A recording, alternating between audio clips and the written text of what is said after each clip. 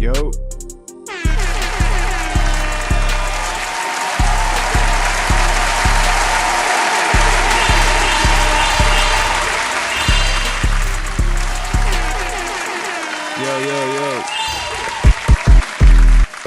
we're 2 minutes early, man.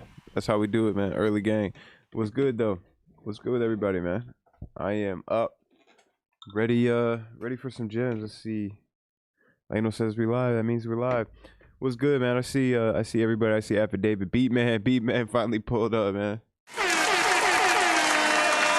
Gcluez was good, bro. J17, J Sewell, Cory. I know he's gonna correct me if I say Cory. We like NBA Live. Yes, sir. Yes, sir. Lano was good, man.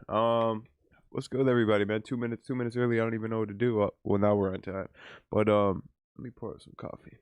Let me get right real quick. We got a dope episode today.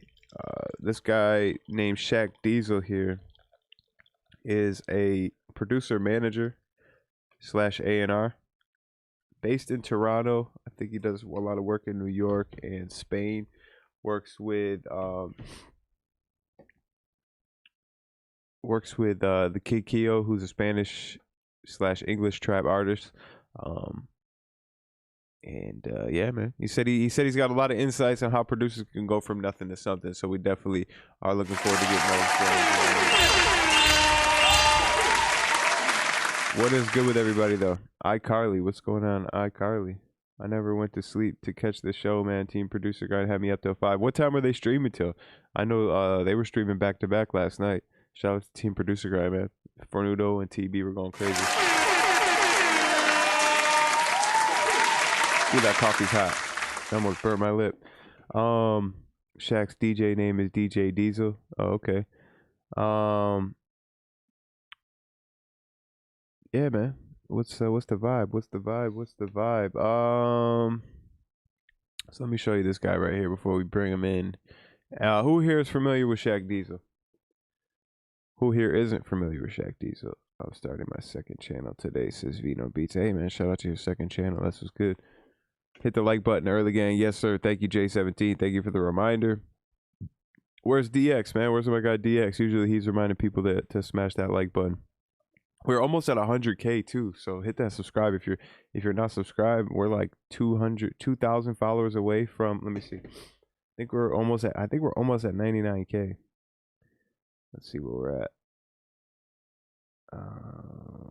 Producer Grind. We're at 98.4 thousand. So literally less than 1,600 subscribers, and we'll be getting our plaque. I'll do a nice unboxing, you know, on the morning show. If you guys notice, anyone notice that the desk is gone behind me? The desk is gone, slowly but surely, man. In like 20 days, less than 20 days, you guys will see me in a new spot, moving spots and getting away from here. I'm not gonna announce where I'm moving to yet, but you guys will see. We've been putting a play together for the last like month and a half, 2 months, and the play went through. So yeah, I'm moving. Affidavit. Yep. 100K Dylan drum kit. Yeah, you want me to drop a drum kit? A beatboxing drum kit. Chris Mick says, let me in. We're not doing Q&A yet, bro. Chris Mick just wants to come in here and troll anyways. Chris Mick is the biggest troll in the Team Producer Guy live streams. I'm moving to Compton. Yes, sir. You got it, Rad. You guessed it. I wasn't going to say it, but you guessed it. I'll be sending you a $100 cash app for guessing it correctly. It's 10 a.m. Is that early? It depends on who you are. 10 a.m. is early if you 10 a.m. is early if you get up at 11, but it's late if you get up at 5.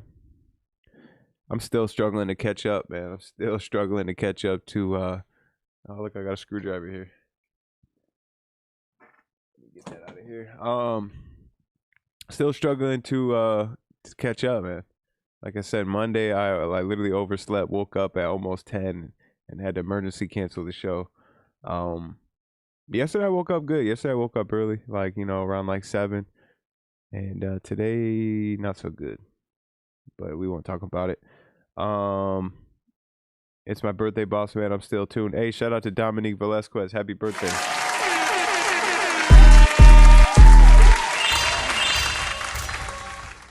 Yeah, if you guys, whenever it's your birthday and you're tuned into the morning show, let me know, man. We'll give you a big shout out. Straight out of Linwood. Weird Al looking at. I've been waking up at 5 so long I can't sleep anymore. Yeah, I want to get back to that early, bro. I missed it. I was doing that early summer. I miss it though. Early gang, yes sir. Okay, so yeah, about our guest, man. Let me say here. I'm just sitting here talking my shit. Is it gonna? Okay, there goes our transition. There goes our background. Let me get this text gang shit out of here.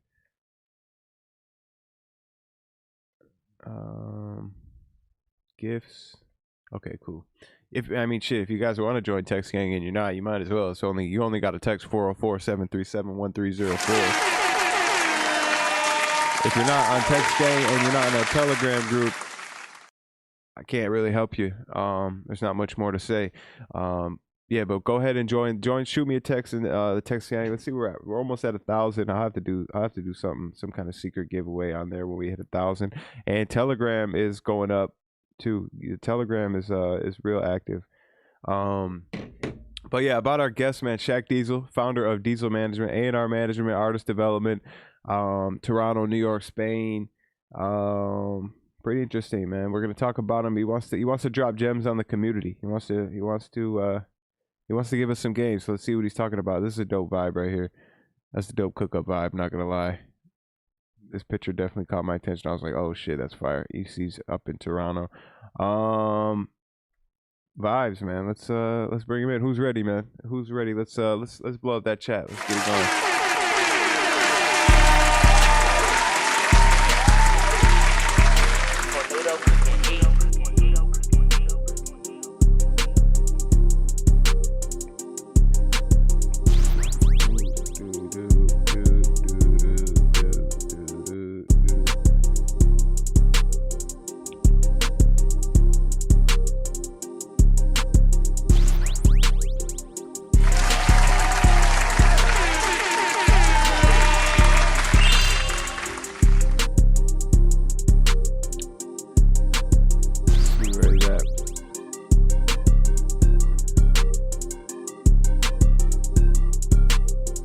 Shakkdiesel, man.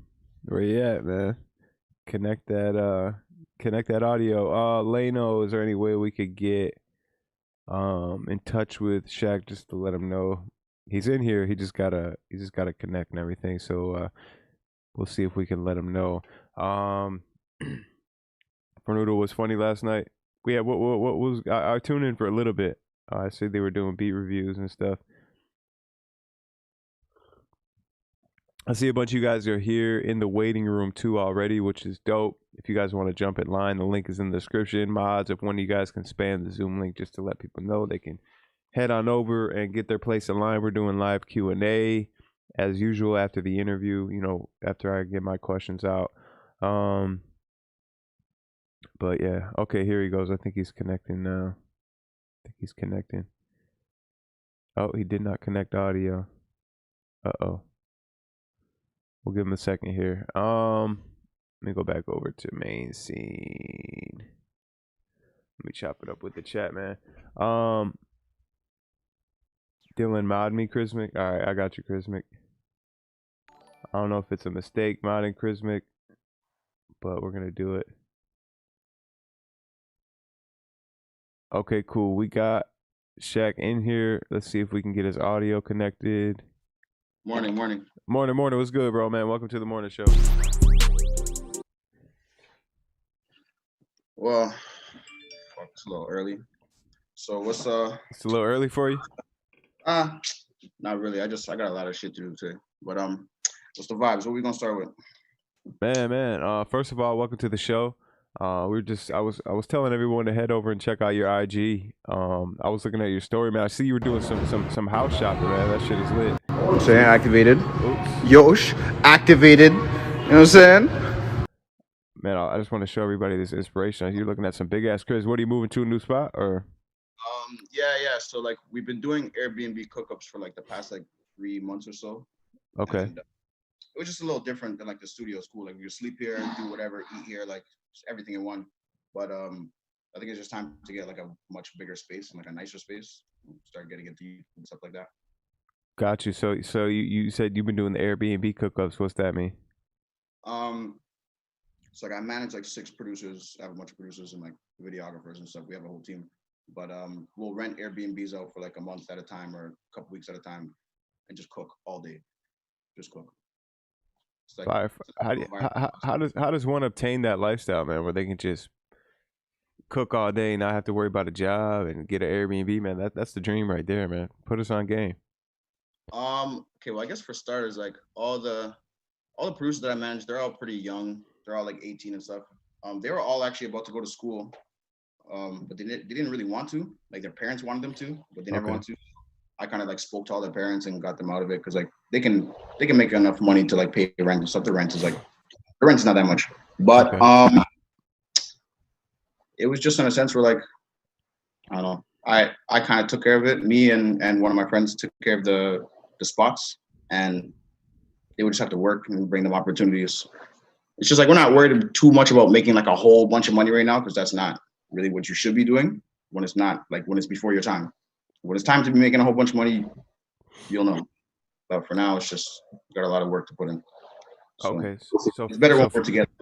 So for now, it's more about creating art, creating music. For sure, and just like being together and everybody being on the same page, knowing the game, knowing what they should be doing, and just staying on task.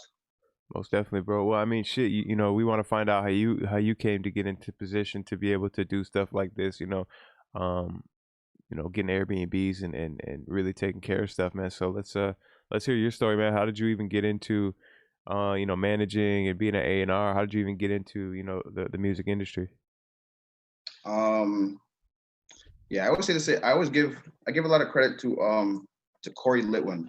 I'm sure a lot of people know who that is. Okay, yeah, Murder's manager, yep. So before he was really into music, he used to like do clubs a lot, like club hostings and stuff like that. Mm-hmm. And eventually he would do like celebrity club hostings, and like that's when Party Next Door, like I think first got signed to OVO, and he would just be around a lot of celebrities and artists and stuff, and I would be around him too. So I got to meet a lot of people, get familiar with a lot of people, but I didn't know what I wanted to do. And eventually he picked up Murda, and I kind of just like watched him break Murda in the clubs. Like that was like when Hannah Montana and all that stuff was big, and you would bring him to all the clubs, get the record played, introduce him to the people that he already knew, and it was just like a pretty simple thing for him. So I kind of just took a lot from that, and then I watched a lot of other people in Toronto come up, and I traveled a little bit to meet some people. I didn't know what I was gonna do. I just knew that I was meeting all the right people, and I was getting in with them. So I just figured I might as well just keep just being around these people. And eventually, I figured, all right, like I kind of know how to break an artist or a producer in a sense. So I started to get into management that way. Okay, so how did you approach your first producer, like looking to sign him? Who was it? It was actually an artist. Okay, so the first artist that I kind of managed or said I did was Top 5. He had a manager at the time, but I guess they just needed a little bit of help. So I just kind of gave him some guidance, just like showed him what to do and stuff. But for the most part, he knew what he was doing. So I had to pick up someone that like I could really build with. And I would rather just say I started with the producers because I don't really want to talk about all the past stuff, people that I worked with. But I picked up some bad stuff happen. You don't got to get into it. Not really. It's just like nothing really good that I want to talk about. Okay. But I figured with artists, it was just like a lot of work. Like they have to do a lot more stuff than producers. It's the whole package. You got to make the music, you got to promo the music, have the image, everything. With a producer, a lot of producers actually just make beats and send beats out, get placements. But you can, I don't know, if you work on their branding too and like kind of show who they are, they can be a lot bigger than a lot of other producers. I feel like a lot of producers just want to be like low key, get their money and don't have to be in the spotlight type thing. Don't necessarily want to be a Murda or a Metro or. So like the producers that I'm working with, they're down for that type of path. So I'm trying to build their actual names, not just like get them a bunch of placements and not a lot of people know who they are. Okay. So the most of the producers you work with, is their end goal to be like putting out music, like distributing their own music, like featuring artists, or is it just getting a bunch of placements and just being lit on social media? Like what do you mean by they're down for that type of play? So I think at first they just wanted to get placements and stuff like that, which is like I guess any producer's regular dream. But I just showed them how like it could just be a lot more than that. You can actually be a face, and you can drop songs with your name on it. Have your own events. Just you can kind of do a lot of stuff that artists do without actually being an if you're down for that. Like if you're down for being in front of the camera and being in the spotlight and stuff like that. So like they're down for that type of stuff. Are there some producers in the industry that you would say have done that really well, that you would like kind of like model off of? Murder for sure. Of course, like Metro, Southside, all those type of guys that are like just household names. But I'm trying to think of another one. I was talking to JD on the track a lot recently. Okay, yeah, shout out to JD. Yeah, and he's starting to do it well. He's showing his face more and getting out there, getting in the studio more. Yeah. And Business Boy, I really like Business Boy. Yeah. I think Justin's been doing it well. AP's been doing it well. For sure. Yeah, I guess those guys are like the like the top level guys, man. So okay, so it sounds like you kind of just you got into this like not necessarily knowing the whole game, but you're just like, hey, this is something I want to do, and I know enough, and I know enough people to kind of get it going. Would you say that's accurate? Yeah, pretty much. Yeah, I knew I was around the right crowd, and I would figure something out eventually. Like something would come. I would meet someone and be like, "Hey, I need you to do this for me," or I would eventually pick something up. And I guess I just picked. It's like I don't know, just connecting people. That's what I like. I just like being in the background and setting things up. Okay, most definitely. So who was the first producer you signed, and how did that happen? The first producer I signed was Yosh. His name is Yosh Beats. Okay, yeah. From Toronto. And it was just like we were in the DM for a little while talking, and I don't know, I fucked with him. I liked the way he moved and stuff. I think I eventually just asked him like, "Yo, you have a manager?" And we just ended up doing it like that. But like everybody that I started working with, I was something like, I don't want no paperwork. I don't want to do anything like that. I just want to work. We feel each other out. Pause. And just like see how it works. And if we like each other, then we'll sign some paperwork. Or when the time comes where we really need some, but we just vibe. Okay, most definitely. So when like when you sign someone and they come into your I don't even know what to call it, into your machine, into your your machine, you know what I mean? So they get to move into the house, or like how does that all go? So we don't have the house yet, but for now it's just like they're always at the B&Bs, and like it's like when someone signs to me, I guess that's when I guess like we have like a bigger level of like a better level of trust, and I can kind of like open up my connections to them, because that's like the biggest thing. Like me, I am who I am just because I know a lot of people and have good relationships with a lot of people. So I've noticed if I intro someone to someone else, it's more than likely like it'll be solid, it'll be cool, but I'll be reliable for the person that I'm introducing them to. So if they do anything weird, it'll be on me. So like I'm really careful with who I introduce to people. Yeah, no, that makes a lot of sense, bro. Because there's a lot of people that have reached out and tried to, like, not like in a bad way, but they just been like, "Yo, can you connect me with such and such? I seen you just said such and such on the podcast. Can you connect me?" And it's always like, you always got to be real careful when you connect people, because you don't want to be the one that connected them to somebody that fucked them over, or is just an asshole, or is trying to waste their time. So that can happen a lot, and it just makes you look weird. But yeah, man. So continue the story. So you started managing producers. When was like your first when you reach like a certain level of success? What was like your first win in this whole management thing?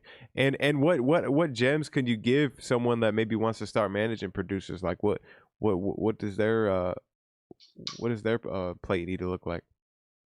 All right, so trying to manage a producer, I say if someone's trying to manage anybody, well, definitely a producer, but you should look for someone that's like in your area. I always feel like when you manage someone, you got to be able to like to access them in person.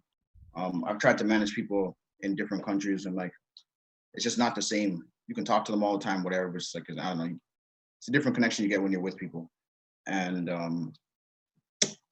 yeah, so I would say look for someone in your area, and I feel like you would have to know like what talent is. You kind of got to be able to hear something and be like, oh, that's different, that's nice. See if they can make different genres, because I don't know, some people are really good at one genre, can't really make anything else. So like they got to be versatile, or you'll just be stuck making one type of music.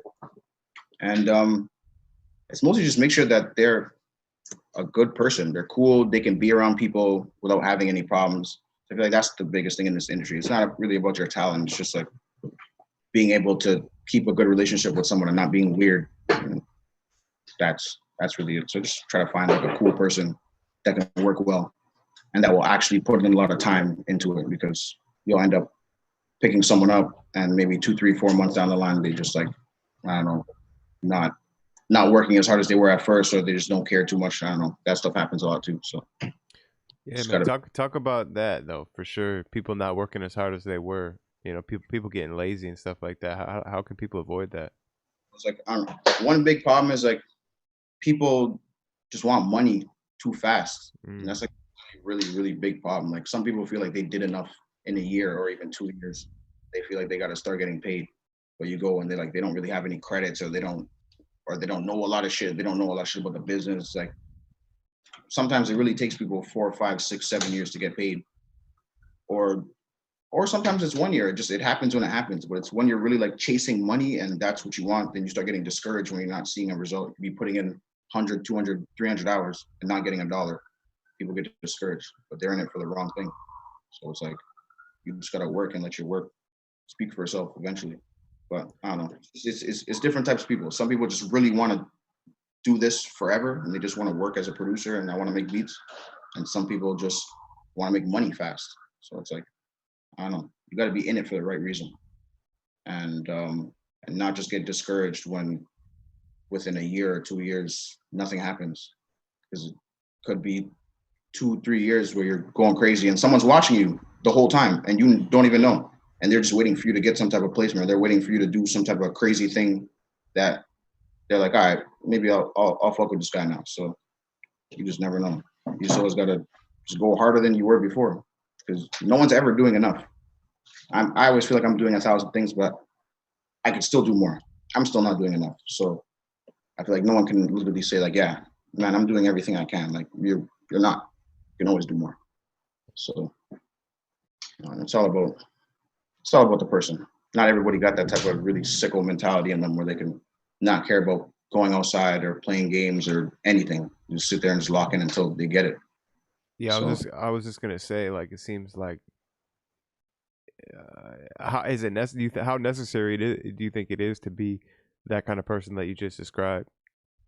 Well, see, it's up to whoever. It's like, you can either be the type of person who like, I don't know, you just make enough money to pay your rent and just be cool and like, I'm sure you're making some beats, maybe you get a little job on the side too, or you might want to be the guy that's like, fuck this, like I really want to live off this shit. I want to go crazy. Like, I don't know. It's how, I guess it's up to the person. Do you want to be someone big? Do you just want to be chill in this? Like, I feel like if you really want to be a big producer, you want to, I don't know, everybody has a dream of being a huge producer and then having everybody know them. And yeah, you got to be like the biggest type of sicko ever. No sleep, nothing. You don't care about nothing. You don't want to go to no parties. You're just sitting there cooking all day. You're watching ProducerGrind interviews. You're watching other interviews and just soaking up info. I try to soak up info any way I can. I'm like running out of ways to find info. Like I'm trying to talk to anybody now. Like you just gotta, I don't know, this just has to be it. Not like, this can't be like a job or like a chore for you. Like, oh fuck, I gotta cook today. I gotta study or whatever. It's like, no, I wanna go home and cook. Like it's lit. We'll go cook for 10 hours. Like and you happy about it. Right. You lit. What kind of info have you been finding yourself looking for lately? Man, lately me, I've been on this finance shit, bro. I've been trying to learn this, the way these stocks and investing and the way ROIs work and interest rates and all that shit. That's what I've been really hungry of learning. So like I have a friend named Book, and like he's like when I incorporated my label, I made him like the chief financial officer, or whatever. Because like he's very good with like taxes and all that type of stuff. So Okay. that's like a whole other side of things that I'll try to get into later. But I would say when it comes to producers, one thing I noticed that a lot of people don't know, it's just like how to get paid or how the whole payment system works or just business period. So by the time they do run into a placement, they're kind of confused. I've seen a lot of people that have some pretty decent placements and never got paid off of and have no clue how to. So it's like a lot of people literally just need to go and like search up how producers get paid. I've seen a couple of videos where like people really break down. I think on ProducerGrind too, been a guy that really breaks down like how to get your money and where it comes from and all that type of stuff. A lot of people just don't know the business, and it's really like easy to go find out that type of stuff. Mm. So, what would I say? Yeah, producers definitely should learn about royalties, advances, publishing, all that type of stuff. Being signed up, I feel like a lot of people are not signed up to either like SOCAN or BMI, ASCAP. They got to find out what that type of stuff is. Just like all that little background business stuff. Yeah. What else? So to continue on that subject, so we've done events like producer town halls and stuff, and we've talked about the idea of a producers union and all these different things. But really, man, one thing I've learned lately is I'm not 100% sure anymore if it's about needing a producers union. I think it's more about needing individual education, and Oh, I for sure. think I think that's go ahead. Oh no, I was just gonna say like yeah, a producer. Yeah, because I was kind of tapped into that whole thing, but I didn't know like the whole thing about it, the producer union thing. I guess Yeah. it's like coming together and making sure that they get their money and they get paid and stuff like that. But yeah, I feel like definitely everybody just needs to know what's going on, period. Because like even I had I don't know if I want to say who. Okay, I one of my producers just had a placement with a London, um, the big London upcoming, I guess, group or whatever. So they the song did like 500K the first day. Mm. Spotify was like that was on YouTube. Spotify was like I don't know somewhere close to that, and in a few days it was already at like a mil, 2 mil on YouTube and Spotify and stuff like that.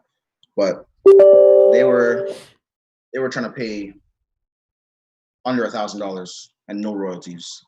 Wow. Yeah, and like They were trying normally, to they were trying to buy it outright, like work for hire, basically. pretty much, yeah, because it's like no royalties, so it's like yeah, there's and on some like just the way they were like, just the type of terms they were using, it was on some like, oh, like do you want to burn the bridge or do you want to keep working with one of the biggest upcoming acts and like I don't know. I feel like that Mm. type of, people got to be able to like notice that like someone's just taking advantage. I feel like that's taking advantage. You're making a lot of money off the streams, and you just don't want to pay a producer even like a more than $1,000. Like I don't know. So I guess people just gotta know when they're getting got, when stuff is not right. When you know what I'm saying, like even be able to look at the streams and like, okay, you're offering me this much, but you're getting this many streams. Like it kind of doesn't add up. I shouldn't be getting this much. But Mm. also got to be able to know when to use that type of situation. If it's someone that you really want to build with and you can really get a lot more money with, maybe you should just hold the little bag the first time. You probably get more the second time. But if it's someone that's clearly just not gonna ever give you more money, because these guys just said, "Oh, we never give producers royalties. They never have a problem with it." Yeah, that type of person you can just be like, "All right, give me more money," or like, "I don't really care to work more with you." Mm. You'll never get what you're worth. People like that. So definitely gotta know the business. Now, And people like that, you consider them more, like they're new to the game. They don't really know how it works, or they're just they actually they know the game, and this is their tactics to really get a bag. people, yeah, I don't rock with that. But what else should producers be doing?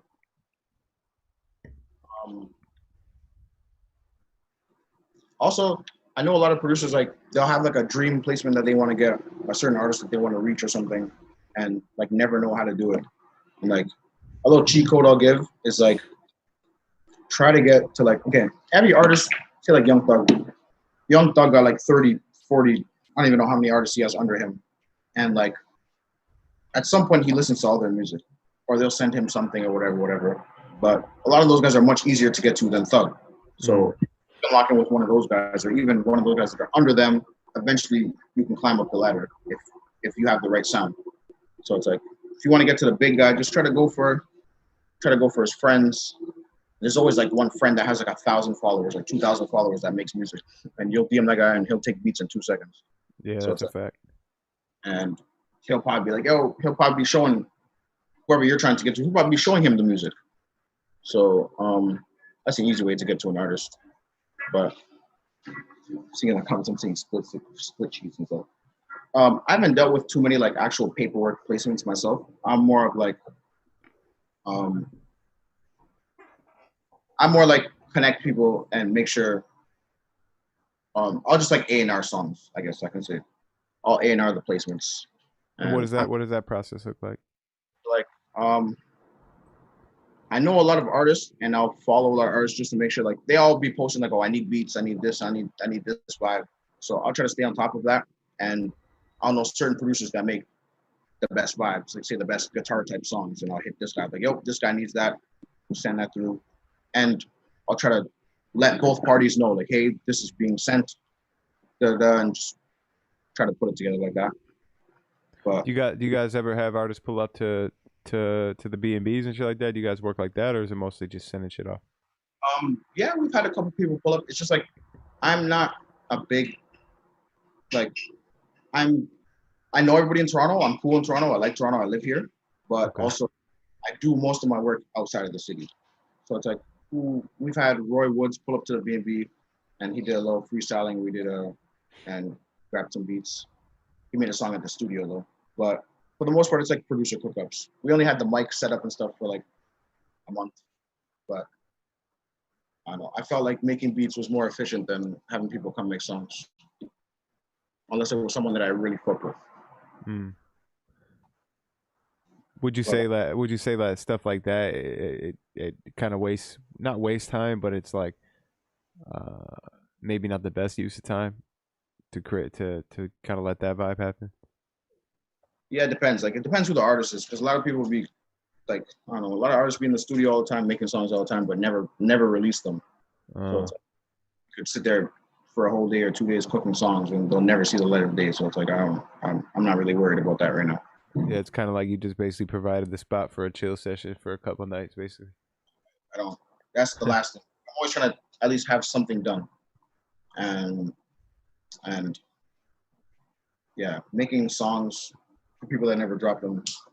I don't know. Okay, a lot of people just love to have snippets. That's one thing. Like, a lot of people love to just make songs and have a bunch of songs on their computer and be able to drop snippets on their Instagram that don't mean anything. So I try to avoid that. So I wanted to talk about this meme on your page, and this was really interesting to me, and I'm actually probably gonna end up reposting this. It was the three brains, and it said the evolution of an unsigned artist brain: spamming A&Rs on social media, having great attorney or manager shop you to labels, and then the most advanced brain is building a fan base and letting labels come to you. And you said, I won't help you with the first one. I won't recommend doing the second one unless other parties think you're ready for it. What does that look like? Because I've heard of like basically that way working. But what are some reasons that you say you don't recommend it? The second way? Yeah. Like, and how would that even happen? Like, how does the artist even have someone shop you to someone? Yeah. Like, that would be me, for instance. Like, I would be the guy. Say if I an artist, well, it's not really too often that, or actually not at all, that someone just like shows me music and I end up shopping them. That's not what it is. Okay. I'll see someone that's doing really well, like their Instagram looks well, they're doing good numbers, they move right, and they're not like a liability type thing. And I'll ask them like, hey, you want to get a deal type thing? Like, is that something you're looking into? And and I'll try to shop them to the label. But it's a lot of people that like, I don't know, I could ask maybe like 500 artists right now that have no business signing a deal. Like, yo, you want a deal? And they'll probably be like, yeah.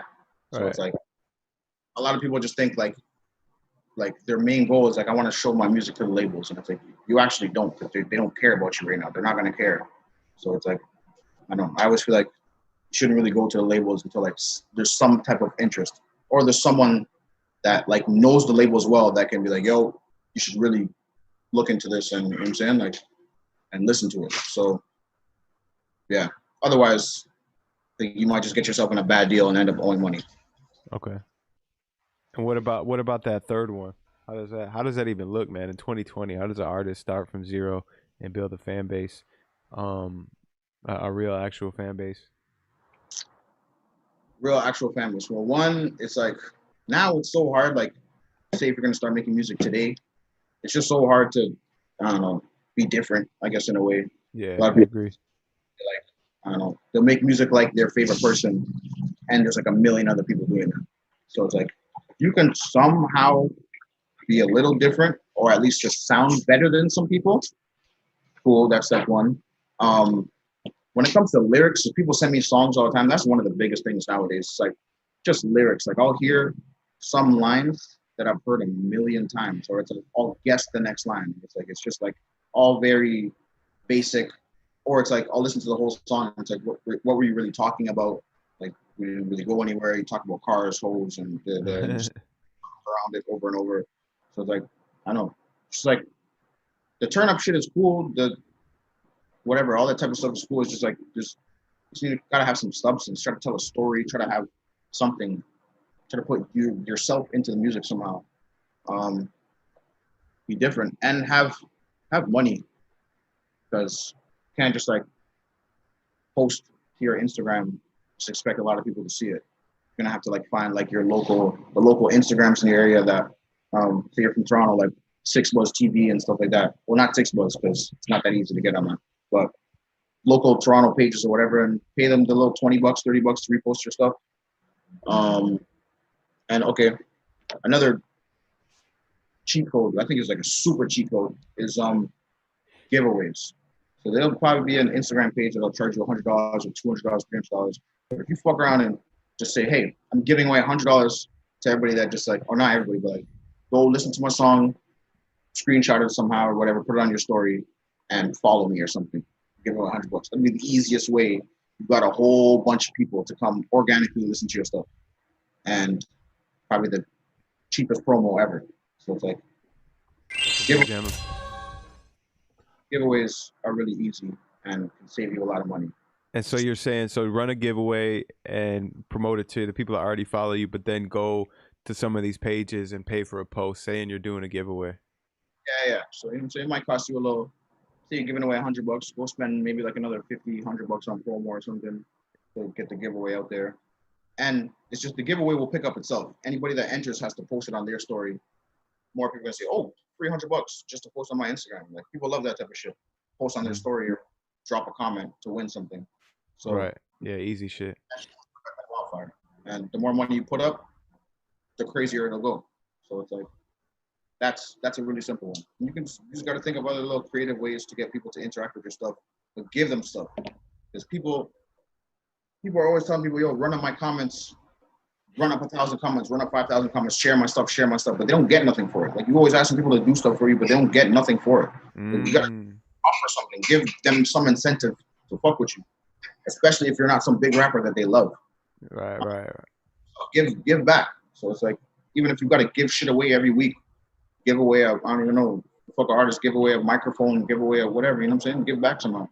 Because people that will fuck with you forever. So yeah, try to have an incentive for people to fuck with you. And then maybe once you get a little bit bigger, you can try to ask people to do more creative shit, like make a TikTok. But I think that off rip, before you have any fan base, people don't know you. That's like, it's like, bro, I'm not about to do all this to try to win $100 or whatever. You know what I mean? Yeah. I feel like that should be like a thing, like more of a thing in the culture. It's like artists giving back to their fans and people that are always commenting like, fuck, everybody run giveaways all the time. Like give people money. Like they was on your Instagram, they on your lives, they on your so that'll help. Those are good gems right there, man. Appreciate that. And another thing is you've got to talk to a lot of people. One thing I did like before, and I still do now, is like I just talk to a lot of people, like randomly, not expecting anything out of it. The person can have 10 times less followers than me, or whatever, but you just never know. I know they could teach you something that you don't know. They could know someone that you don't know that they'll just be willing to connect you with, and that happens a lot. That's happened so many times where I talk to someone and they end up being cool and like, hey, oh, you manage. Oh, I know this guy that you really should be connected with, and they'll connect you with them, and that just happens. So like, I don't know, go on Instagram, go on like hashtag Spotify, and go comment on a whole bunch of people's shit. Go show a bunch of love. Go DM some people. Yo, I like this song. Make some friends and just be cool with people. Like, I'm really cool. Like, it's like my brother at this point. It's a big artist from Spain. His name is Kid Kale. He's like a trap rapper from there. He makes other types of music too. But he's actually really big over there in Spain, Mexico, Argentina, all that. So I ended up talking to his producer on Instagram for a while. And one day he was like, we were FaceTiming and the artist was in the background. I ended up taking the phone, like, oh, who are you? Whatever. We ended up connecting. And we just like kept in contact, just kept speaking. And like now he took me on tour. We went to New York together. We've pretty much been all around the world together and have made a bunch of moves, just stuff like me talking to his producer on Instagram. Damn. And build like an relationship. It's been like so many of those where I just like talk to people on Instagram for a year or two, when the meeting and it's like the craziest thing ever. I really fuck with them and happen. So gotta talk to people. It's like you gotta have a lot of people that support you and fuck with you for you to go anywhere, I guess. You can't just be like some internet guy that no one really knows. Like, have you ever met this guy? Like, no, people gotta know you and fuck with you. And okay, so another thing, your music hits a lot different to people when they know you personally and you show them love. Like, I'm sure this has happened to a million people before and they don't realize it. They'll go to the Baby concert or something, and they'll somehow meet him backstage, or they'll meet him on the way in or something, and he'll show them love and they'll take a picture with him. That person is gonna play the Baby music for the next 6 months. Crazy. Yo, I met him. Yo, the connection is different. You talking to an artist and like, so yeah, say you're the artist. Talk to your fans, show them love, like call them, whatever. Call your people. Make sure they're good. Go live with them, add them to your live, all kinds of shit like that. Really interact with them, make them, you know what I'm saying? I be giving people my phone number that really shouldn't have my phone number because like I don't know them. It's cool. Text me, call me, whatever you want. It's cool.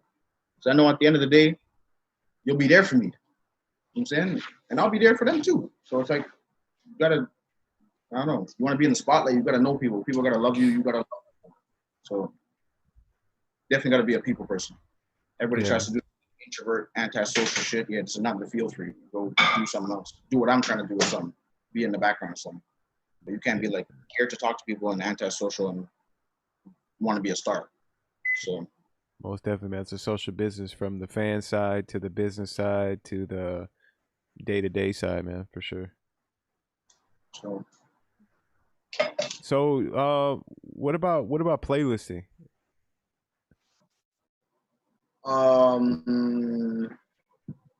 Just in general. Yeah, like is that an important thing, and how do you even go about getting on playlists and stuff like that? I know there's a few basic things. It's just like making sure your artwork is like non-explicit and stuff like that, and submitting your music in the DSPs at least like 2 weeks before. Just like submitting your song to like all the Spotify editorials or whatever. I feel like I'm now realizing with the playlisting business, like there's a lot of shady shit going on. A lot of it. In a sense where it's like people are paying for it and getting what they're supposed to be getting, but I don't know if they're realizing that it's not like really real, or it's like, so like, yeah. The whole playlisting thing is like, I don't know. I feel like if you're trying to be 100% organic and stay away from all the weird stuff, then you should probably just be looking for a Spotify editorial playlist and just submitting to those. So you're talking about like the lower, the lower, like the non-editorials. That's where the shady shit comes in. Or you're talking about shady shit with editorial? Oh no, with the non-editorials. Because like I don't know, it'll just be like some random guy who just has like a bunch of super popping playlists, and like if you kind of go Google or like do any type of research or whatever, it's like it's not really linked to anything. It's like where are all these fans coming from? So it's like yeah, that's like some you got to do some research on. Okay, so yeah, everyone I've talked to, I've never heard anyone say at this point. I've never heard anyone like really recommend those type of playlists, or those type of packages. Guaranteed 1,000 plays or whatever. Yeah, like those. They're like there's a million of them out, but that's that's usually what's going on with those. Damn, man. So there's really like no. It seems like there's like no control. It's really like the only control you have is by the little organic stuff that you can do. It's not like if you open a store selling an e-commerce store selling phone chargers, you can invest in Facebook ads, and there's a science to getting your return on investment and stuff like that. I've yet to find something like that for the music. Maybe for the beats. For the beats, you can do it, like for selling beats online and stuff, but not really yet for the like getting like fans. Yeah. Yeah, it's kind of tricky. I feel like a lot of it is like, well, like a lot of it, I don't know. A lot of it has to be good music. That's the problem. It's like sometimes people will just be trying to push a song, and it's like, I don't know, is that your best work? Like your best work? Like, so that's the problem a lot of times. But I'm starting to tell people, like before I was a little nervous to be telling people like what's wrong with their song or like why it wouldn't work, or maybe just why a song wouldn't work in general. Like you may just have to redo the whole thing because I didn't want to like, I don't know, hurt people's feelings or whatever. But now it's like I just be telling people like, I don't know, there's certain things that just don't work in a lot of songs. Just a lot of, I guess, I don't know how to call it. Just a lot of music that's just not up to par. So I feel like people really got to be putting out their best work, like getting back in the lab for like 3, 4, 5 months, and really just cooking up and not releasing anything. Like just get in the studio, make a song, preview it instantly in the studio, drop that video on Instagram. Like that really has to stop. So I feel like it's quality music has to come back, and then you can start trying to push it in everybody's face, and it'll work out. And really just like putting a little bit of money behind your release, like having good cover art, having a little visualizer or something if it's only audio, just stuff like that. Having a little budget to do giveaways and different creative things like that. Like that's the thing. A lot of people just be like don't be putting any type of money behind their music, but it's like if you're wondering why it works out for all the other big artists because they're putting money behind their shit. Even though it's a whole lot more money, but it's like those are A-list, so I can go down to maybe even like the C-list. They're still putting money into this stuff too. Like everybody that goes somewhere puts money into this stuff. So that's gonna be the only way. And you just gotta make sure you're putting your money into the right places. Okay. And is buying features? Would you say that's no? So that's usually one thing that like, buying features. That's one thing that like a lot of people usually do at the wrong time, or they're not looking at it in the right way. So it's like features are only good when you have like a little momentum going, or you have some people watching you, and you get the right person at the right time. I guess it's really it's I don't know. I feel like it's you got to be more strategic than just like paying someone for a feature and just having the money for an expensive feature and thinking it's going to work out. Yeah. So I feel like the more like the bigger feature you buy, like the more you spend on a feature, the more you have to spend on promo. It's like they are not going to promote your song like you think they are. First of all, no. Anytime you pay for a big feature, they're not going to promote your song. They may repost a story or something if they really fuck with you, but don't expect a single anything from them. So it's like you spent 5-10 grand on a feature. Now you've got to figure out how you're going to get that. Like you're going to figure out how you're going to get that back. And like you got to have a lot of money for the promo. I don't know. So I always feel like spending a lot of money on a feature and then not having much for anything else is kind of pointless because you're going to get the same amount of plays that you were on any other song that you were dropping before. Nothing's going to change. So I feel like you got to build yourself up first a little more before you try to get a feature, or just go for features that are like in your range. Like don't go for someone that's way higher than you're thinking that's gonna blow you up. Yeah. Go for someone in the same range as you, exchange fan bases, swap fans, you know what I'm saying, make some music together, or go for someone a little bit higher that, you know what I'm saying, that will actually promote your shit and fuck with you and appreciate the money that you gave them. Not just like throwing your money into a black hole where they're like, another 10K, cool. I'm not reposting that, like I don't care. So yeah, just building. And if you're gonna get the big feature, make sure you have enough bread for everything else. To get the song. Okay, now the last thing I'm gonna ask about artists, because it seemed like we've been talking about, I've been asking a lot of questions about artists. The last thing I'll say is, where are you at with music videos, man? You feel like music videos are still, you know, really important part of a strategy in 2020, or you think it's kind of like, you do when you don't?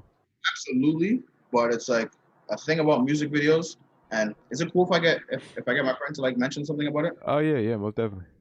So like my friend's a videographer and like he's probably done a music video for like everybody in the city. He's very good at that type of stuff. But like I think one of the things about music video now is like it's just like the regular condo performance shoots, I guess. Same thing you're alluding to with music, squat a budget. You know what I'm saying? That too. Being prepared to take things to the next level, pay the costs with the boss, essentially. Yeah. You know what I'm saying? There's a lot of people who have a lot of grand ideas, but don't understand what it takes necessarily to have that come true. You know what I'm saying? You watch a lot of industry music videos, watch a lot of music industry videos that include ridiculous budgets from labels, and a lot of them want to bring that to the table and they don't understand that, like, you know, 2, 3K and 4K, it's not a lot in the grand scheme of things, but that's what it takes. That's what it takes at this point in time to get outside of the condo, to get away from standing in front of a vehicle. You know what I mean? Some of these really, really normalized things that we see every single day in every single music video, outside of one of those creative ones that really leave a mark. Yeah, so now it's like not necessarily saying you have to drop a crazy budget, but it's like people just got to start thinking outside the renting a condo, Airbnb, shooting a video, renting a foreign car, standing in front of it and shooting a video. Like go find some cool looking places in your city. Go just think of some different shit. Make the camera turn sideways or something, you know what I'm saying? Just think of something else that hasn't been done before. So it's like videos are amazing. Videos are like the main thing. It's like one thing why YouTube videos are always gonna pop is because like in a normal setting, people will be in their house, like I don't know, with the TV. Everybody will be in front of the TV and they won't. If you're listening to music on a TV, you're always gonna play the YouTube video. Like no one ever puts on an audio and just like leaves. And it's always a music video. So it's like, and the more interesting the music video is, the more people are tuned in. So it's like, yeah, doesn't necessarily have to be crazy budget type of thing, but it's like people just gotta start getting a little bit more creative. That's some real shit too. That's definitely some real shit. One thing I can't stand the most though, as far as when people shoot a video, then they just post like the first 30 seconds to their IG and they're like, music video out now, go watch. Especially the people that have no fan base, they just think like, oh my god, this guy just dropped, I gotta go watch his music video, even though I never heard of him. And oh my god, and a really annoying thing, especially when people have no fans and they drop like music video previews, is like when they drop a preview with no words in it, you just drop the beat. It's like you didn't really entice anybody to go click that link. You know what I'm saying? Especially if they don't listen to your music on the regular. Like put the hottest 30 seconds in that clip. Like put the most fire part. Make people like, oh, that's fire. You go listen to the rest. Not the beginning where it's like the intro and it's like whole beat and yeah, slow motion walk around. Like yeah, cool, but like not gonna make me want to go click that. So it's like yeah, that unless you're Drake and you're driving around the jet ski with Lil Durk, yeah, then you can put no words in that shit. But otherwise, yeah, let me hear some hot shit in the snippet to make me go click the link. That's some real shit. That's some real shit, man. Cool, man. So yeah, man. Any other just jams off the top that you got for producers, man? For producers, I know it's a terrible way to ask a question, so open ended like that, but I know. I'm just trying to think off the top of my head. when it comes to producer, okay, so I guess there'll be a couple things. I've had a problem with one producer that like he got a placement and just kept asking for the song, kept asking when it was gonna come out, just kept asking questions. Like one thing is like if you get a placement or like if you get a snippet or whatever, you see a snippet pop up of your song, just like I think you should just leave it alone. Just act like it's not even there. Like don't even I don't know, you might work yourself up thinking that yeah, I'm gonna get the song, I'm gonna get this advance or whatever, and it just may never drop, which happens a lot. You know what I'm saying? So it's like gotta just keep moving. That's one thing. Don't and you'll burn a bridge like that. Because now I'm super annoyed with the kid that like just keeps yo, when's the song coming out, yo, and it's like it's not even my song. He just knows that a couple people have the song and he's just blasting everybody for it. So it's like that's an easy way to get your beats never accepted again. So let people do their thing. They'll hit you up when they need to because they need the producer to be a part of the song, paperwork, whatever. So yeah, let shit happen when it comes to paperwork. And try not to ask. Another thing is, yeah, just try not to ask too many things. A lot of producers be sending beats and be like, yo, did you use those? Did you fuck with those? Or don't even, I'm saying someone fucks with the beat, you'll hear a song or they'll reply to you or tell you send more. But yeah, when you start asking all those questions, you might irritate them. So I feel like just send the packs. Yeah, and just keep loading them. All right, bro. Well, let me bring in some people for some Q&A real quick. For those, man, we got a couple people in the waiting room. If you want to go ahead, man, mods, please spam the Zoom link. It's also in the description. But let's see, man. We got Leo Julian. He's been in here for a minute, waiting to get in. So see what he's talking about. I don't even know if I pronounced his name, Leo Gulen. I was gonna try it, but I'm not going to. Let's see. I'm bringing someone else while he possibly gets it together. Sometimes some of these people come in right from the beginning and it's ready. Yeah, but then some people kind of like, maybe they set their phone down or walk away from their laptop or something and they don't even realize that they got added. Let's see. Jayden Rubo. Man, 2 people dropped the ball so far. Let's see if Gcluez is still here. Gcluez, what's going on, bro? What's good, brother? What's good? Chilling, man. What's up, A&R Shack? What's up, brother?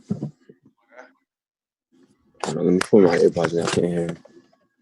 But I just wanted to say good morning to y'all. Also, how you feel about like putting on like I guess new artists with because I remember you saying like the playlist thing was like kind of a scheme kind of thing, and it's like a lot of fuck shit going on. Do you personally have like your own like playlist to get your own artists on or your own producers on? I don't have any artists right now. I just have producers. So the producers that I've been working with, their artists are already kind of getting on Spotify editorials. So okay. So myself, I don't, but I do help people just submit to a lot of playlists because besides like just a random playlist that some people may own, there's a lot of like companies that will own a playlist. And actually, okay, there's one place you can check. There's a website called Chartmetric. It's called Chartmetric. And that's where you can see like a lot of databases, like you can see everything. But there's a section called curators. If you sign up to Chartmetric and just like register, like just make an account, it'll give you like a 7-day free trial so you can do everything. You can go to curators and you can look at literally I think it's like the top 300 Spotify curators, choose their accounts and everything and all their followers and stuff. You'll see certain like company names that you recognize or whatever. Like those ones will be cool. A lot of big companies that have playlists like Pepsi or whatever, like, stuff like that, and other companies. But like I guess just be careful with like just very random names and just like it's like a person that's not like an Instagram celebrity or like nothing. It's just like a random person that has a random person that had a playlist. Makes sense. Yeah, 140 a month. They're taxing. Damn. Yeah, 140 a month. Well, you gotta pay for what you gotta pay for, man. You gotta invest in yourself and do what you gotta do. So it's understandable that 140. But So wait, on that website, they show you like what how many views playlists are getting and stuff like that, or? You there, Shaq? Oh, me? Yeah. Oh, what's talking about these websites in general? Some of them. I'm talking about Chartmetric. Oh, Chartmetric. No, Chartmetric is just like a database of like everything music. So like you can search up any artist and see all their numbers, how many playlists they're on. Oh, How okay. many streams they got and stuff like that. Oh, that's interesting. Another thing is, I remember you saying like the Airbnb cookups, and you barely bring artists there. Do you think you will eventually start bringing more artists in? Do you think that's For sure. yeah? I'm just in Toronto right now, so it's like okay. So one thing about Toronto is like when it comes to the music scene, a lot of the top artists right now are all like, I don't know. There's not like a lot of, I don't know how to call it. I guess politics. We call it politics. So it's like a lot of hood stuff. So it's like a lot of people don't mix. So it's Okay, like kind of just try to stay away from all of it. It's like understandable. Toronto's very like when it comes to the music scene, like I guess like a lot of people are just not really friendly with each other. So I just try to stay away from like all of it. But like I'm gonna go to New York soon. Actually, no, the next place I'll be in Atlanta, and definitely gonna get a big B&B there and get whoever artist to pull up and try to do it in like all over. Different states. Nah, that makes sense. That would be dope. Yeah, I'm actually from New York. Like, it's kind of the same thing. I feel like everybody be having like their little beefs and shit between themselves, so it fucks up the music side. Like, I forgot what I was watching the other day, and somebody was like, in Atlanta, it's totally different. Like, everybody's on like, okay, we beef here, but everybody outside the state don't know we're beefing. It's mainly like we just take care of music here. Like, we push each other because we're all from Atlanta. We push each other because we're all from the slums. You know what I'm saying? So that beef and shit we'll handle quietly, but aside from that, you got to push your city as a whole. Bad for business. It is bad, exactly bad for business. Let me see. I have another question. I wanted to know your take on like I guess building like building a label. Like how do you feel about that? Because I'm trying to like I do a whole bunch of different things. Like I do photography, I do like beats, I'm an artist. Like I try to do a little bit of everything. And right now I'm in the process of trying to get a space so I can allow creators to come and do their thing. You know what I'm saying? How do you feel about like starting a label from that? I would recommend it. Like I love stuff like that. See, like I'm wearing my own stuff. Like I'm starting a label. I guess I kind of have one. But some tips I would have for that is like have people that want to grow with you and that are down to work, not just like looking for a quick bag, but also don't use people, because it's like you could possibly like I have a bunch of people that would be down to come start working with me tomorrow and do whatever, but I don't want to just be working people for free just because I'm not making a bunch of money, so they're not gonna make no money. Like if you're gonna have certain people like working for you and doing certain things, try to, you know what I'm saying, try to break them off a little bread or something, but like Oh yeah, definitely. have people that are there that are like down to grow with your brand and that are down to rep the brand. So try to make the brand name like kind of, I don't know, kind of something that can include everybody. Like Yeah, like yeah, that makes sense. Yeah, like my I'm just thinking about going with like different, because like that kind of matches like my photography thing, like goes by different views. So it's like I was trying to like bring that into like a label kind of thing, because like I feel like everybody's different, bringing their own sound, everybody bringing their own whatever to the table. So I think that would be something. But yeah, that was mainly it. I just wanted your intake and a couple tips on how to like start that up and what to look out for. But that was mainly it.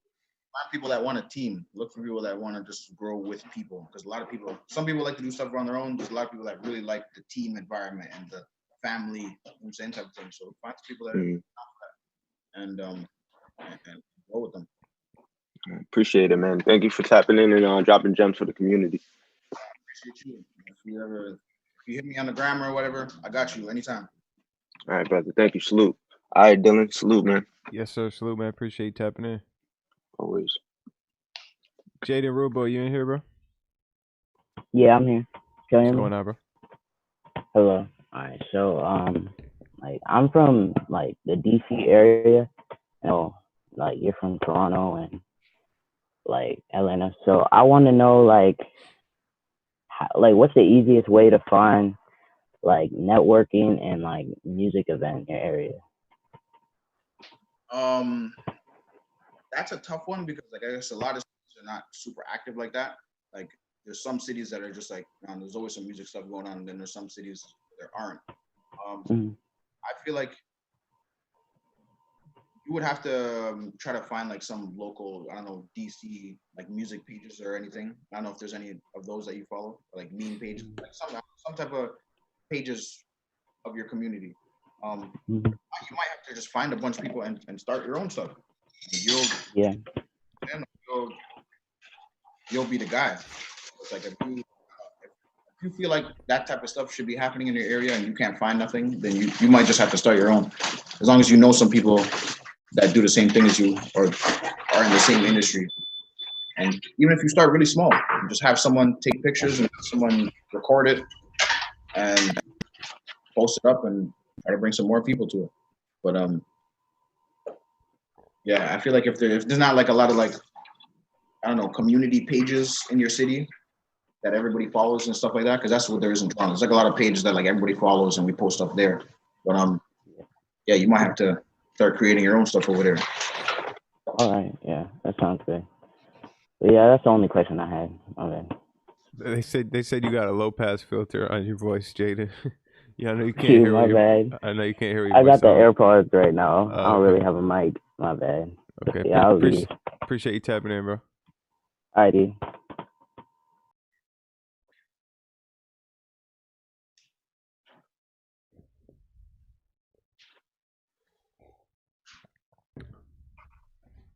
Connecting audio.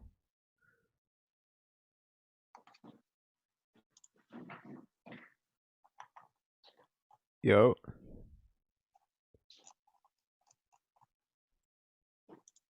Okay, man. While we're waiting for this person to join, if anyone wants to join the Q&A, man, we got room for one or two left, man. So just go ahead and join the Zoom. We'll get you in here.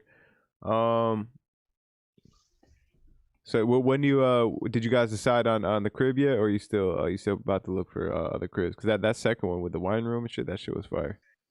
I think we're putting in an offer for that one, so I think that might be the one. I fell in love with that. I was just telling all the agents like, I don't care. I just want it to be like this far from the city, and I just want the marble, and I just want it to look like a movie. So hell yeah. Yeah. So that might be the one if they take the offer. Yeah, it's just fire.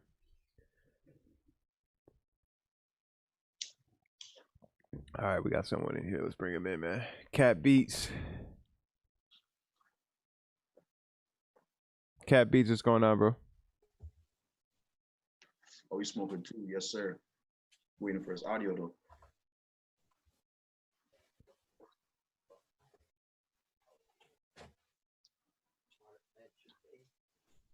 Cat Beats, what's going on, bro? Okay. End of the rainbow, you in here, bro?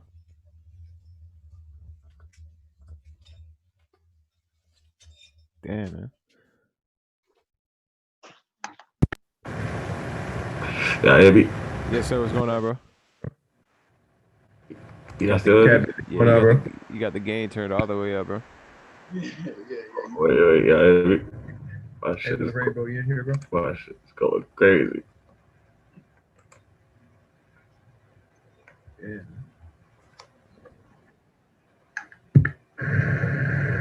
Yeah, Abby. Yes, sir. All right, I'm gonna let you get it together. Johnny Jerome, what's going on, bro? Peace, gang. How you? Chilling, man. How you been, man? Hey, that mic is lit. Yeah, Thank you, brother. Thank you. Yeah, man. Just the usual grind, usual 4 a.m. grind and shit. It's just starting to catch up with me. What's good, Shaq? Yeah, man. How are you? Good, brother. Just wanted to jump on real quick, and ask a few questions regarding the whole producer family you got building over there. So right now, I've been using, I hate to say the word using, but I've been using ProducerGrind to kind of unlock my potential as far as production is concerned, and kind of find my own sound, and improve on the mixing and all that other stuff. And every day, man, Producer Grind got different producers on, giving out their IG, yo, send me this, send me that, link me, whatever. But it's something that me and my brother haven't really taken advantage of, because we're spending time trying to, better our sound, and unlock something that separates us from the crowd.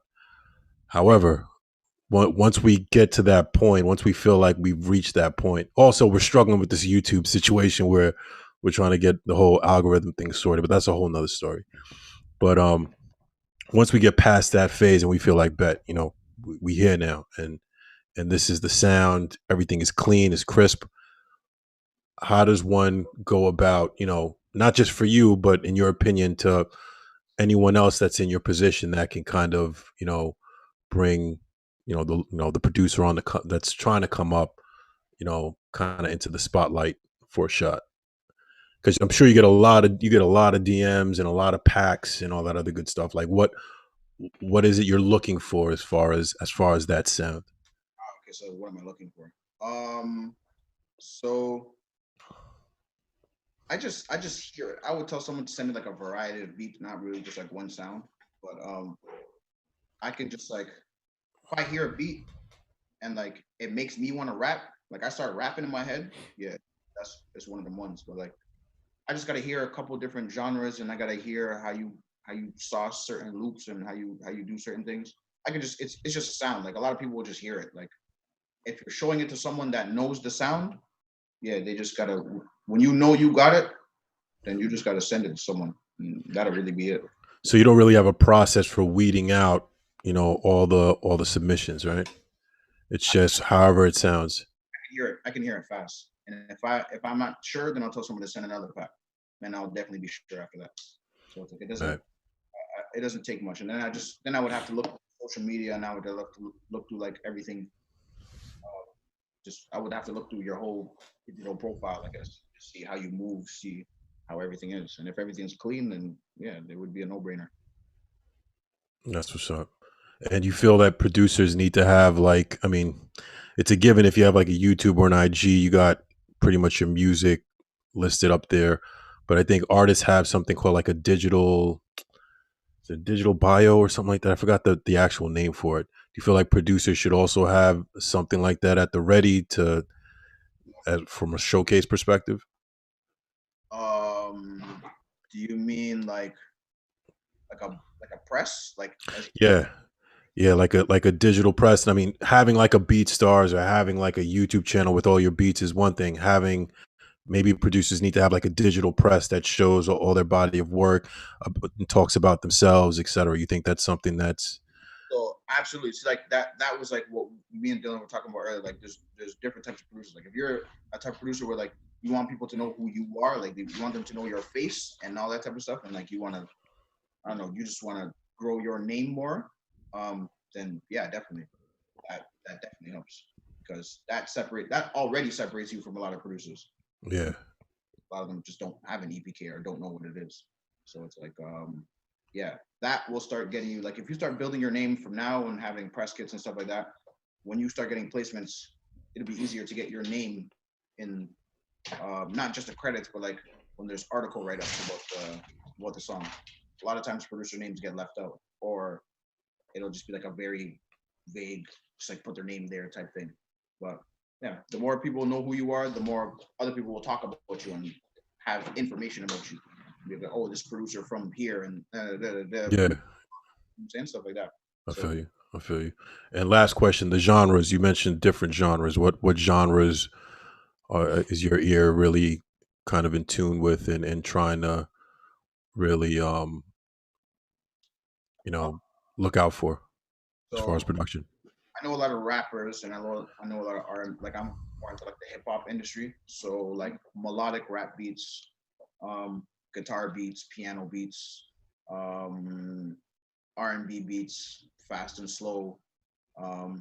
Just being able to, like, I know a lot of people, so I would hope if I say, hey, I need a song for Justin Bieber, or if I need a song for Quavo, or if I need a song for whoever, you would be able to cook the beat and especially if they need it a certain way. So I would just expect someone to be able to make whatever vibe, because on the spot.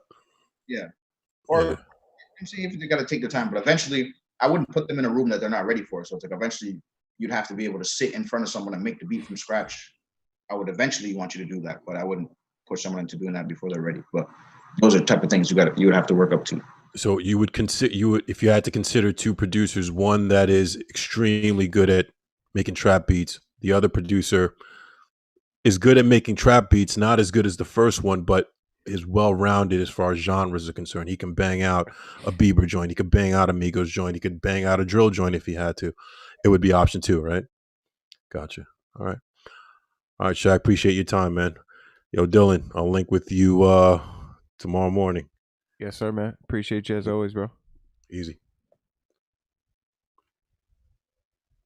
Cool, man. Shaq, man, we appreciate your time, bro. I just want to leave it off, man. I always like to close out these episodes by just, man, what's the best piece of it? It doesn't have to be about business. It could be about life. It could be spiritual. It could be whatever you want to be, man. Whatever you want to be, whatever you want to say. What would be the best piece of advice you could leave? We got about 300 people tuned in right now between YouTube and Twitch. So what would be the best piece of advice you could leave everyone off? Give everyone some homework for the rest of the day. Some homework. All right, bet. Know who's coming up in your city.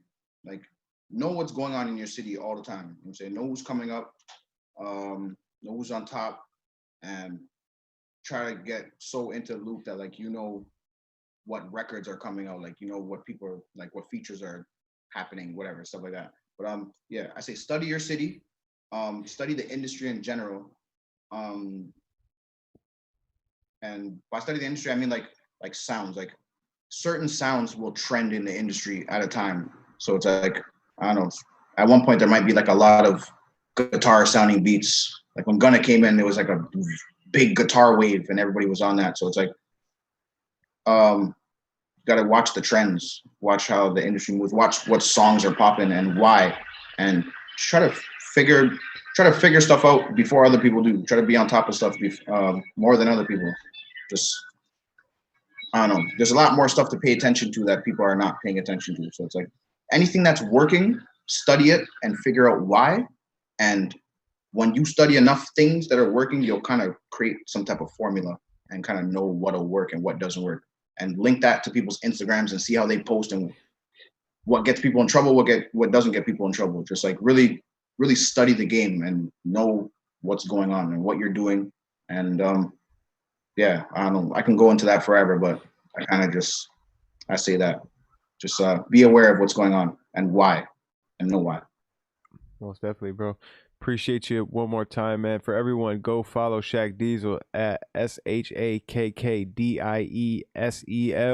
on Instagram. You can also go ahead and follow Diesel Management. That's Diesel MGMT. Yeah, bro.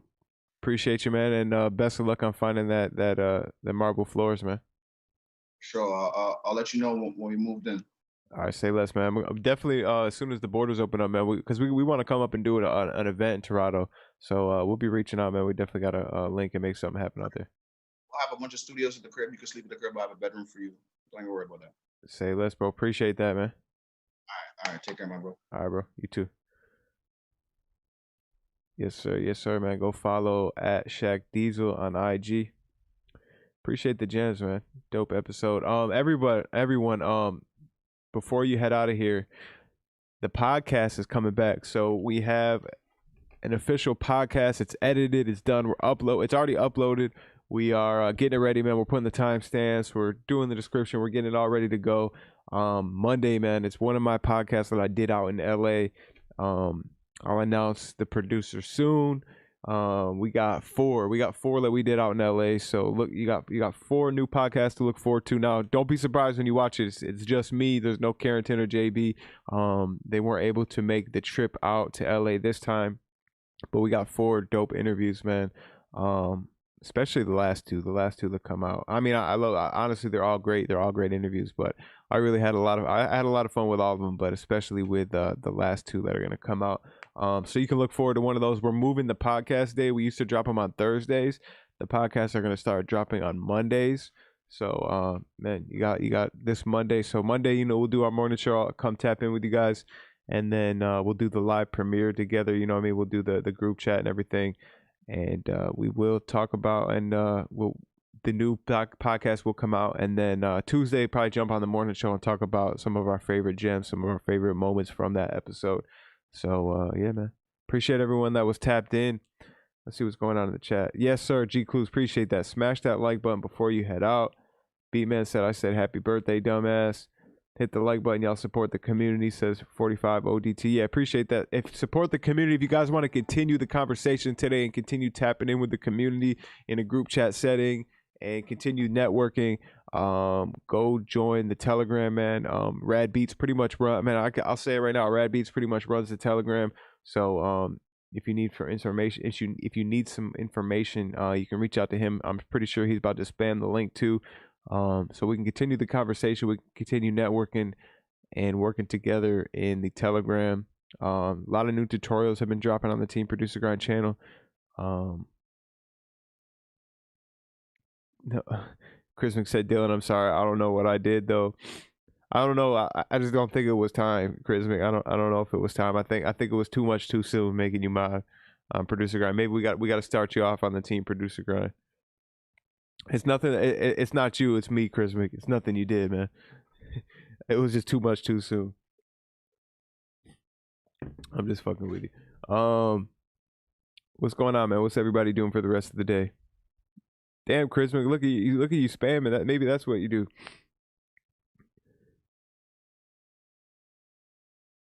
It's just, he said, chill, bro. It's just a blue wrench. Chris Mc about to cry, man. Shout out to Chris Mc though. Beat battles coming soon. Yes, sir. Yes, sir. Beat battles coming soon. I'm pretty sure they'll jump. I'm pretty sure they'll jump on live tonight on Team Producer Grind.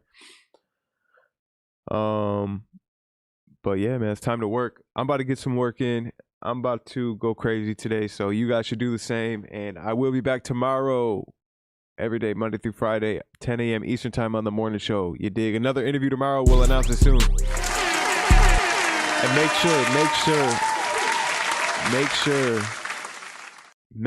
make sure you guys are tapped in Monday for the return of the Producer Grind podcast. Oops, wrong button. The return of the Producer Grind podcast. It's going crazy.